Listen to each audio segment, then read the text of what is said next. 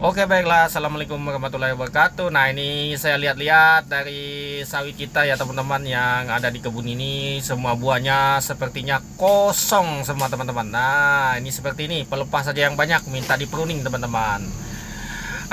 Mundurnya untuk tahun ini beban kita cukup berat teman-teman ya. Ya, karena kita ada kreditan kantor ini teman-teman, 12 juta per bulan. Pusing ini kalau buah sedikit seperti ini seperti ini kosong teman-teman. Aduh, hai. Pokoknya untuk mempertahankan untuk beberapa bulan ini, kenapa ini teman-teman, ini treknya lama ini teman-teman, sekitar 6 bulan sampai 7 bulan nih, bahkan setahun ini kalau seperti ini ya.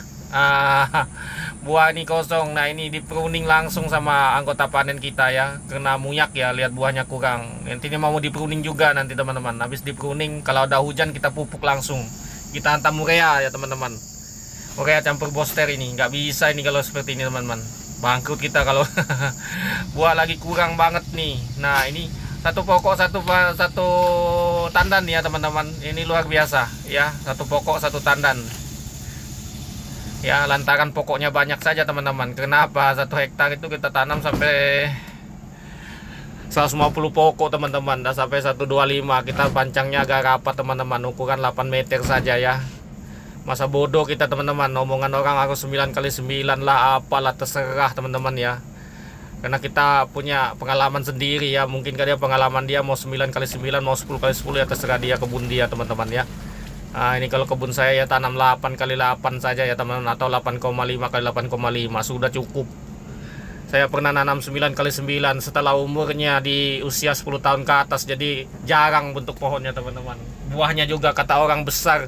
Ternyata ya memang kalau mau buah besar itu ya harus memang jenis bibitnya. Kalau buahnya kecil ya tetap kecil saja teman-teman, biarpun jarang. Makanya tanah sekarang itu untuk bibit-bibit replanting yang ukuran pelepah 4,5 meter itu biasanya ditanam 7 meter saja. Saya lihat teman-teman, 7,5 sampai 7 meter saja ya. Itu pun saya lihat itu di usia 7 tahun sampai 8 tahun ini sudah mau naik ke 9 tahun, sudah mulai jarang bentuknya teman-teman. Itu udah, kalau sawit ini semakin tinggi, pelepahnya semakin kurang keluarnya teman-teman. Biasanya yang banyak keluar pelepah kelihatan rapat itu cuma di usia 5 sampai 8 tahun sampai teman-teman. Kalau saya sedihnya, saya ini sudah 12 tahun seperti ini teman-teman ya, jarang sudah. Ini teman-teman ukuran 8 kelihatan sudah seperti jarang ya teman-teman, sudah nggak rapat lagi ya, nggak seperti kita tanam awal ya. Nah, ini awalnya dulu rapat sekali teman-teman kelihatannya, kita tanam 9x9 8x8 ini. Tapi sekarang jadi jarang seperti ini teman-teman. Kita apa ya, kalau nanam jarang tuh ya kita apa ya, rugi lahan, karena lahan kita ndak luas. Mungkin kalau lahan seperti lahan PT yang mencaplok hutan lindung lah, mencaplok tanah adat lah, mungkin bisa teman-teman dengan ukuran 9x9, karena tanah mereka luas teman-teman, dan belinya juga hanya menggunakan tanda tangan saja di pejabat-pejabat itu ya, wajar kita tanam. Kalau kita petani mandiri seperti ini, memang orang ngomong investasi 20 sampai 30 tahun. Iya, memang 20 sampai 30 tahun itu kalau bibit zaman dulu teman-teman. Kalau bibit zaman sekarang mana ada sampai 20 sampai 30 tahun. Itu yang buat replanting itu paling umur 15 tahun tuh. Sudah ya, sebagian sudah banyak di replanting pasti itu.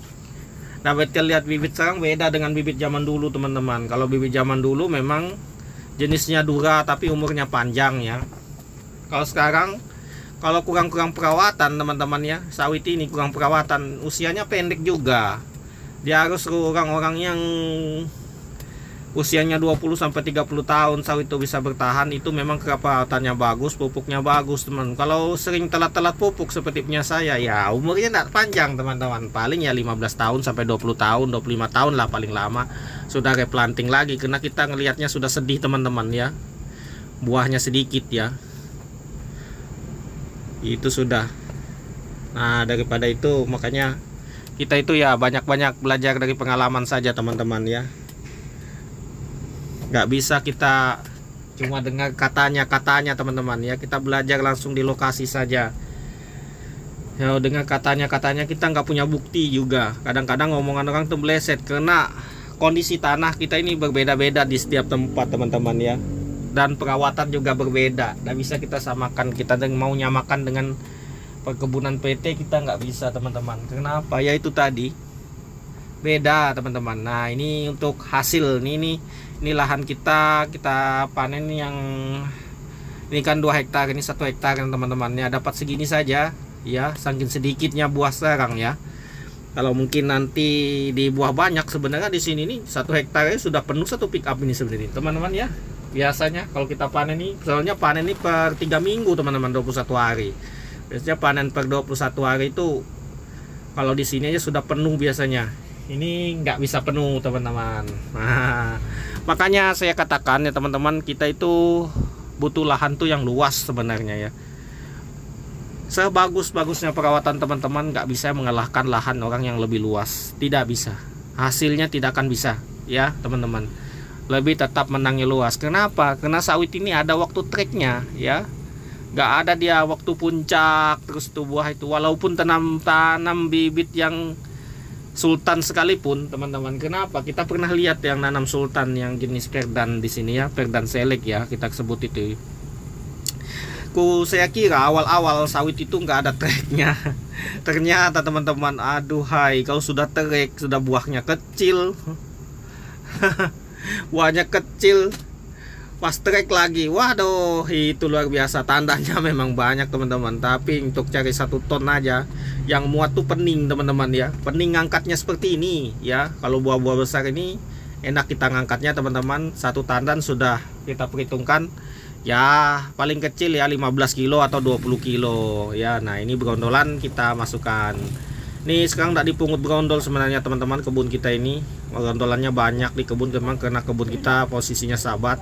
Ini minta disemprot, kemarin mereka minta ditebas ya kebun kita, tapi kita mending semprot saja. Kenapa? Ongkos tebasnya lumayan teman-teman, cukup lumayan besar ya teman-teman ya, cukup lumayan besar, sehingga saya nggak mampu karena ada tanggungan kreditan juga ya. Takutnya di masa musim trek ini kalau kita nggak bagus-bagus perhitungan teman-teman ya, unit kita bisa ditarik sama leasing ya. Nah seperti itu, paksa kita ini kebanyakan mengerjakan sendiri teman-teman. Tapi kalau panen sama pruning masih kita serahkan ke anggota. Kalau untuk penyemprotan, perawatan masih kita kerjakan kita sendiri. Mungkin insya Allah nanti kemungkinan kalau selesai semua nanti saya bisa nambah kebun lagi, bisa. Nah ya, kebun saya ini nggak luas teman-teman, 15 hektar aja nggak nyampe. Kalau mungkin kebun kita sampai 20 hektar, mungkin kita mau nyari apa namanya, anu sendiri teman-teman ya, namanya tukang kebun sendiri teman-teman. Tapi kita nggak sanggup bayarnya kalau mahal-mahal. Cukup 1 tukang kebun. Biasanya kalau untuk kebunan sawit itu kalau luasnya sampai 30 hektar itu cukup 1 tukang kebun atau 2 ya.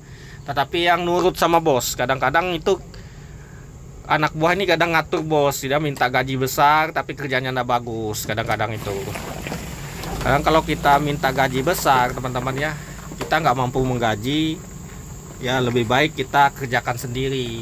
Nah seperti ini contohnya, mereka mintanya agak lumayan teman-teman, karena memang dalam mengerjakannya banyak teman-teman, mereka anggotanya banyak. Kalau kita gajinya kecil, untuk dibagi-bagi itu kecil teman-teman. Makanya untuk perawatan kebun ini sebenarnya cukup 1 orang saja sudah cukup.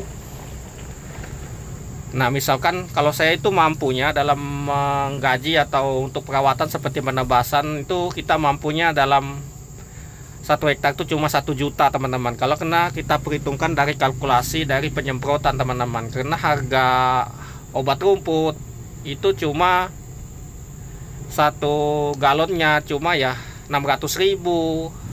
Paling mahal ya 1,5 juta lah teman-teman. 1,5 juta itu kita bisa nyemprot tuh lahan tuh seluas 3 hektar teman-teman. Nah kita perhitungkan di situ.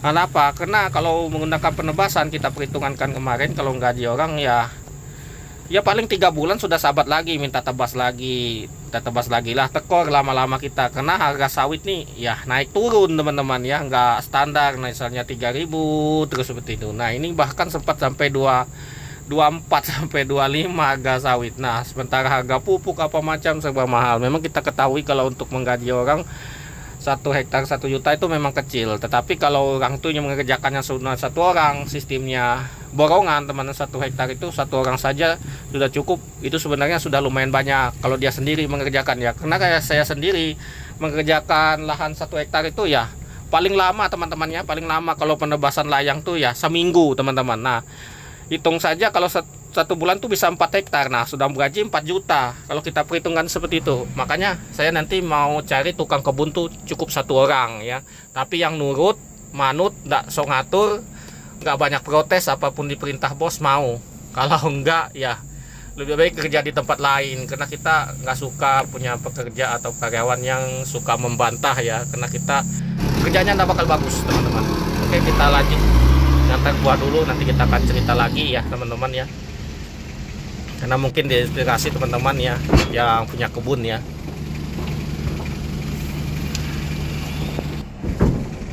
Nah, ini kondisi di pabrik kosong ya, buah seperti ini saja.